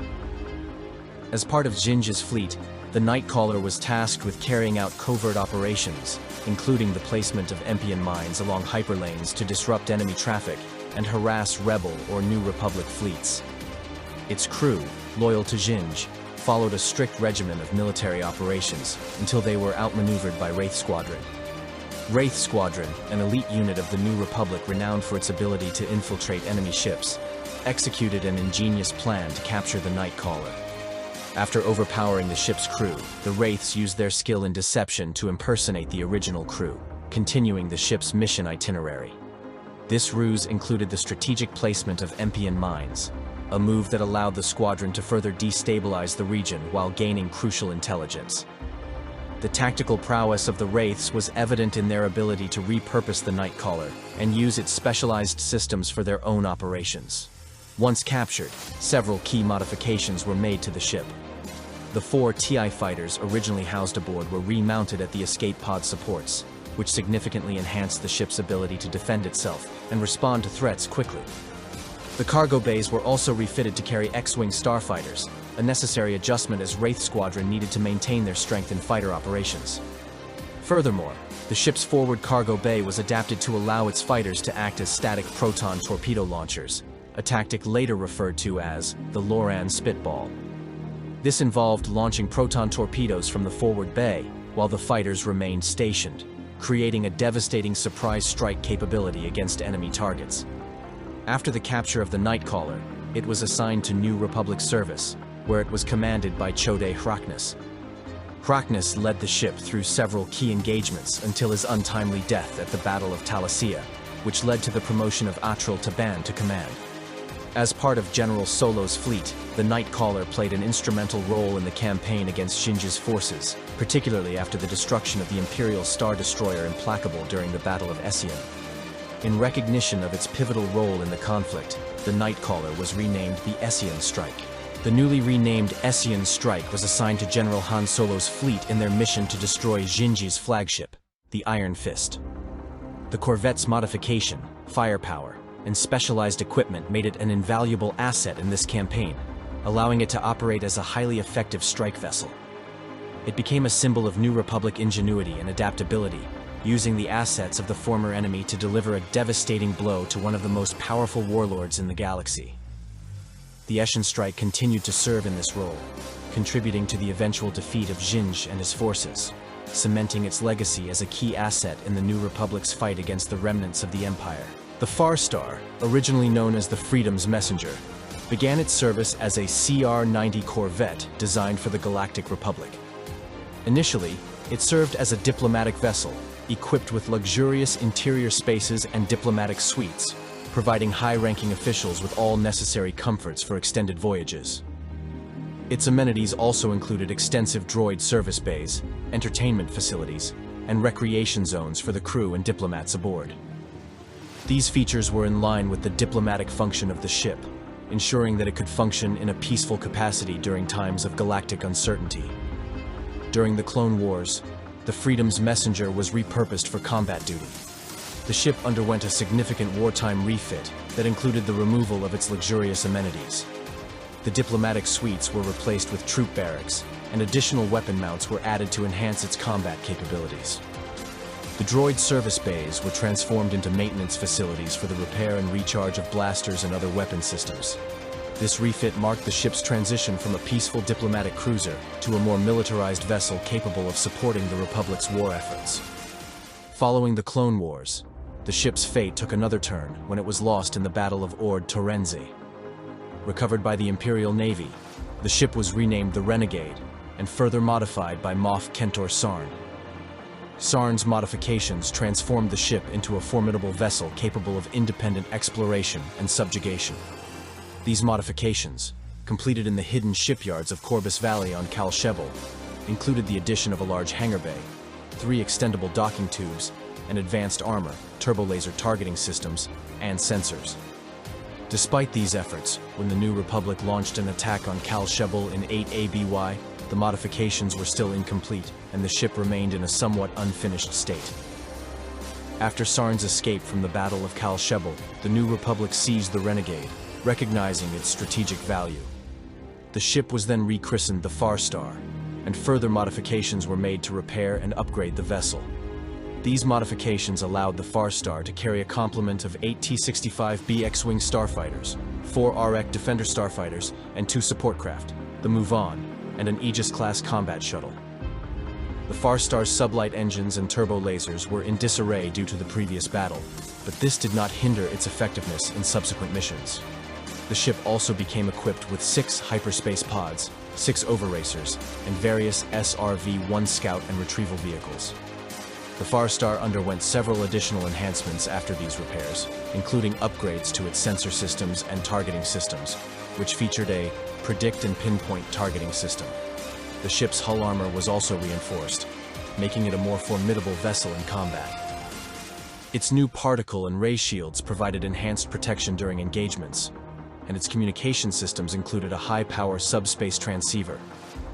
In terms of complement, the Far Star housed a crew of around 120 individuals after the refit, which included gunners, droids, and various auxiliary personnel. The ship was staffed with a variety of service droids, such as 2 1B surgical droids, R2 astromechs, R3 astromechs, and Viper probe droids, in addition to its human crew. With minimum crew requirements of 50 personnel, the Farstar was well equipped to handle its numerous systems and operate effectively across extended missions. The Farstar's cargo capacity was an impressive 3,000 metric tons, with supplies capable of lasting for 3 months. Its escape craft included lifeboats for 20, 12, and 4 passengers, as well as multiple escape pods to ensure the safety of the crew in case of emergency. Despite the vessel's advanced modifications, its most significant mission came when it was used to pursue Moff Kentor Sarn after his escape from Kal Shebel. The Farstar played a crucial role in the New Republic's effort to eliminate Sarn, eventually participating in the final battle against him at Cathal, where it was destroyed. The Farstar's legacy lived on in the missions it supported, from exploration to subjugation, solidifying its place as an important vessel in the New Republic's efforts to combat remnants of the Imperial fleet. The Farstar, originally known as the Freedom's Messenger, was built by the Corellian Engineering Corporation around 52 BBY. Initially, it served the Galactic Republic as a diplomatic ship, frequently involved in significant political missions. The Freedom's Messenger played an important role in the signing of the Galactic Republic-Marzoon Confederation Treaty, as well as transporting a Jedi delegation to quell the Vicari's uprising. Over the years, it became a widely recognized symbol of peace and hope, embodying the ideals of the Republic. However, the ship's role dramatically shifted during the Clone Wars. As the galaxy plunged into conflict, the Freedom's Messenger was refitted to serve as a combat vessel, replacing its diplomatic features with the necessary equipment to contribute to the Republic's war efforts. Despite this transformation, the ship still maintained its reputation as a reliable vessel, performing well both as a warship and a diplomatic vessel when needed. During the Battle of Ord Torenze, the Freedom's Messenger led an assault into a blockade to allow for the evacuation of civilians from the planet. The ship fought fiercely, clearing a path for evacuation ships, but it suffered critical damage, including a power core breach that resulted in fatal radiation poisoning for the crew. The ship, now out of control, ultimately crashed into the planet, marking a tragic end to its Republic service. Years later, the Freedom's Messenger was recovered by the Imperial Navy and underwent extensive refitting. It was recommissioned as the Renegade, under the command of Moff Kentor Sarn. The ship was assigned to the 15th Deep Corps Reserve Fleet, where it took part in missions against pirates and rebel outposts. Although Sarn rose in the Imperial hierarchy, the Renegade remained in reserve service for a time. In 2 BBY, Moff Sarn, now in a more prominent position, requested the Renegade to be reassigned to his fleet.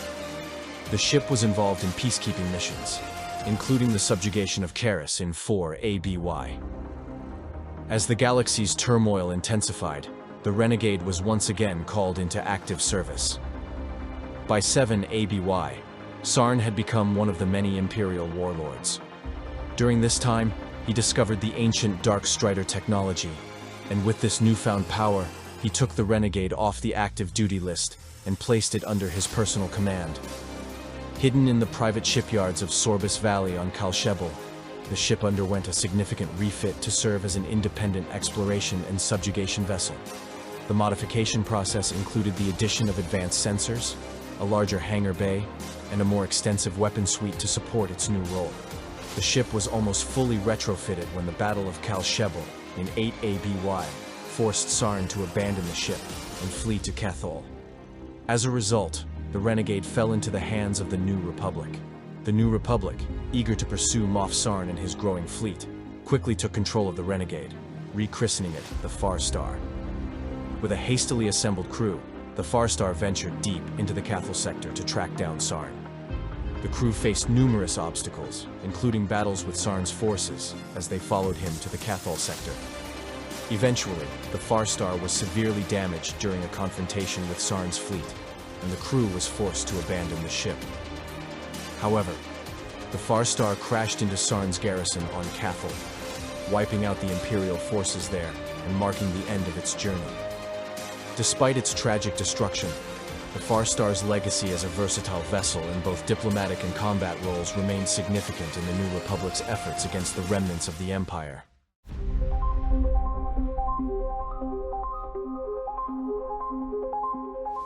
The CR-90 line of starships played a significant role during the Clone Wars.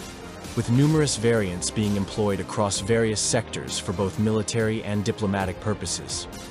One of the most notable examples of a CR-90 Corvette from this era was the Tantive IV, owned by Senator Bail Organa of Alderaan.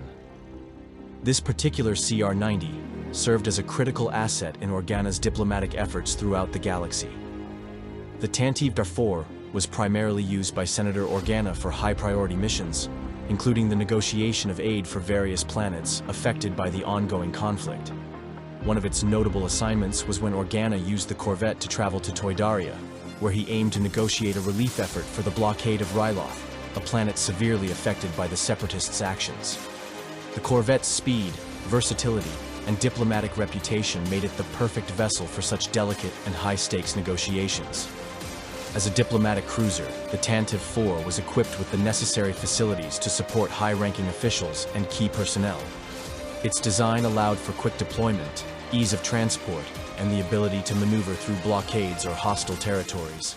This made it an invaluable tool in the galaxy-wide political struggles of the Clone Wars, where alliances were constantly shifting, and humanitarian efforts were often impeded by military action. The Tantive IV became synonymous with Organa's efforts to maintain the Republic's moral authority and assist beleaguered systems, making it one of the most iconic CR-90 Corvettes ever to serve during this period of galactic turmoil. After the fall of the Galactic Republic and the rise of the Galactic Empire, the CR-90 Corvette continued to serve, albeit in different roles under the Empire's regime. Several CR-90s were stationed at the RM Facility 4 Deep Dock located at Belderone, a strategically important location in the Outer Rim. These vessels, though now under Imperial control, still maintained the versatile capabilities that had made them so valuable during the Clone Wars. They were used for a variety of tasks, including patrols and security, with their relatively modest size and speed allowing them to be deployed in a variety of operations. One of the most notable uses of the CR-90 after the rise of the Empire was its continued service by Bail Organa, who remained in the Imperial Senate during the early years of the Empire. Despite the Empire's oppressive control, Organa was able to continue using his CR-90 Corvette, the Tantive IV, to travel on sensitive diplomatic missions. His status as a senator allowed him to maintain a somewhat covert presence, using the Corvette to communicate with resistance groups and further his efforts against the growing tyranny of the Empire. The Tantive IV would remain a symbol of Organa's commitment to the fight for freedom, serving as a vital tool in his covert operations within the Senate and beyond. The CR-90 Corvette also played a role in the Botajef Defense Force, a planetary militia mobilized against the Empire following the declaration of Botajef's secession from Imperial rule by Governor Quessel. 2 CR-90 Corvettes were involved in the defense of Botajef, and their presence demonstrated the enduring adaptability of the CR-90 design. However, their opposition to the Empire would be short-lived. Commodore Thrawn, one of the Empire's most brilliant strategists, was able to neutralize the threat with minimal casualties. Using his tactical genius, Thrawn captured Governor Quessel aboard his Corvette by employing a tractor beam, effectively putting an end to the rebellion on Botajef and solidifying the Empire's control over the system. Beyond Imperial service, the Tantive IV continued to play a significant role in the burgeoning rebellion. During a mission to recover R2-D2 and C-3PO, 2 vital astromech droids, Bail Organa traveled aboard the Tantive IV as he sought to reclaim the droids from a group of rebels operating on Lothal. This mission was critical to the rebellion's survival, as the droids held crucial information about the Empire's secret weapon, the Death Star. The Tantive IV's continued use in such operations underscored its importance to the rebel cause. In addition to Organa's use of the Tantive IV, the Rebel Alliance employed several other CR-90 Corvettes in their efforts against the Empire. Ahsoka Tano, operating under the codename Fulcrum, traveled aboard one such CR-90 when the rebels delivered the Rhodian informant Tsibo to her. These CR-90s were essential in the rebellion's efforts to gather intelligence, conduct covert operations, and support the movement's fight for freedom across the galaxy. With their versatility and reliability, CR-90 Corvettes remained a cornerstone of rebel operations and continued to serve in pivotal moments of galactic history. After the fall of the Galactic Republic and the subsequent rise of the Galactic Empire, the CR-90 Corvette line continued to serve within the Imperial Navy, albeit in a more constrained role than during the Clone Wars. Several CR-90s were stationed at the Facility 4 deep dock at Belderone, where they were maintained as part of the Empire's extensive fleet. Despite the Empire's focus on larger, more formidable vessels, such as the Imperial-class Star Destroyers, the CR-90 Corvette remained a valuable asset, particularly for its versatility and adaptability in various missions, including escort duties, reconnaissance, and diplomatic functions. Notably, Bail Organa continued to use his personal CR-90, the Tantive IV, during his time in the Imperial Senate, a symbol of his quiet resistance against the growing Empire. In a notable instance, 2 CR-90 Corvettes were assigned to the Botajev Defense Force, where they were mobilized against the Empire after Governor Questel of Botajev declared the system's secession. The Empire swiftly responded, and Commodore Thrawn, known for his tactical brilliance, was able to neutralize the threat with minimal casualties, using his own ship's tractor beam to capture Governor Questel aboard one of the CR-90s, effectively quelling the rebellion. As the Rebel Alliance gained strength, the CR-90 Corvette found new life as a crucial component of the Phoenix Cell. Under the command of Jun Sato, 5 CR-90 Corvettes served in the cell, alongside their flagship, a Pelta-class frigate called the Phoenix Home. These corvettes were instrumental in various missions, including the rescue of Kanan Jarrus, a prominent leader within the rebellion. However, following the siege of Lothal and the loss of the Phoenix Home, Commander Sato adopted the Liberator, one of the CR-90s, as his new flagship. Alongside another corvette, Transport 1, the Liberator embarked on a mission to deliver much-needed relief supplies to the people of Ibar, who were suffering from famine. Unfortunately, Transport 1 was destroyed while attempting to breach the Imperial blockade. Despite this loss, the Liberator managed to complete the mission successfully with the help of a prototype B-6 ship, demonstrating the continuing resilience of the rebel forces and their reliance on the CR-90's capabilities. The Liberator, along with its sister corvettes, became a key player in several rebel operations, including a desperate escape from Gorel when Admiral Cassius Constantine led an assault on the rebel hideout. The Liberator was captured by Constantine's tractor beam, but was freed when the Ghost, another ship in the Phoenix Cell's fleet, disabled the tractor beam, allowing the Liberator to escape and continue its fight against the Empire. In the wake of Mon Mothma's declaration of the Rebel Alliance's formation, multiple CR-90 Corvettes joined other rebel ships in traveling to Dantooine, where the newly formed alliance established its base. General Jan Dodonna, leading a rebel fleet, later took 3 CR-90s to meet with the Phoenix Cell at their base on Atallan, where they planned to launch an attack on the TIE Defender project at Lothal. However, their mission was intercepted by Grand Admiral Thrawn, who ambushed the rebel fleet, resulting in the destruction of 3 of the 6 CR-90s in the battle. The remaining 3 corvettes managed to flee with the other rebels, but as Thrawn's ground forces overran their base on Atallan, only the Liberator and 1 other CR-90 managed to escape. The Liberator successfully evaded Thrawn's blockade, but the second corvette was not so fortunate, falling to the overwhelming Imperial forces. Throughout the conflict, the CR-90 Corvette proved itself to be an indispensable asset for the rebel forces. Its ability to carry out a variety of missions, whether it was transporting vital personnel, conducting covert operations, or directly engaging Imperial forces, helped ensure its place as a reliable vessel in the Rebel Alliance's struggle against the Empire. Even in the face of overwhelming odds, the CR-90's resilience, adaptability, and speed made it a key player in the rebellion's fight for freedom. Between circa 2 BBY and 4 ABY, the CR-90 Corvette Candor played an essential role within the rebel fleet as an arms smuggling vessel. Commanded by Captain Jardar, the Candor was tasked with transporting critical supplies to various rebel cells operating throughout the galaxy. However, during an Imperial attack, Captain Jardar was killed, leaving the Candor in a precarious situation. With her superior officer dead, the highest-ranking officer aboard, Minister Amelin Holdo, assumed command of the ship. Despite the overwhelming Imperial presence, Holdo's quick thinking and decisive leadership ensured the Candor's escape. This pivotal moment earned her a formal promotion, and she was assigned as the ship's new captain, taking command of the Corvette during one of the most chaotic periods of the Rebel Alliance's struggle against the Empire.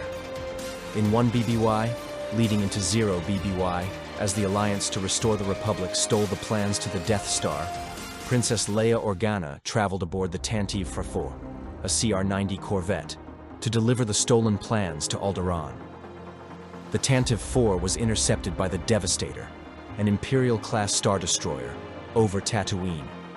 Although the Corvette attempted to flee, a direct hit from the Star Destroyer's weapons crippled the Tantive IV's engines, rendering it vulnerable to a boarding action. This interception marked the beginning of a pivotal moment in the Rebellion's history, as the plans for the Death Star were eventually brought to the hands of R2-D2 and C-3PO, who managed to escape to Tatooine, setting the stage for the events that would culminate in the destruction of the Empire's superweapon.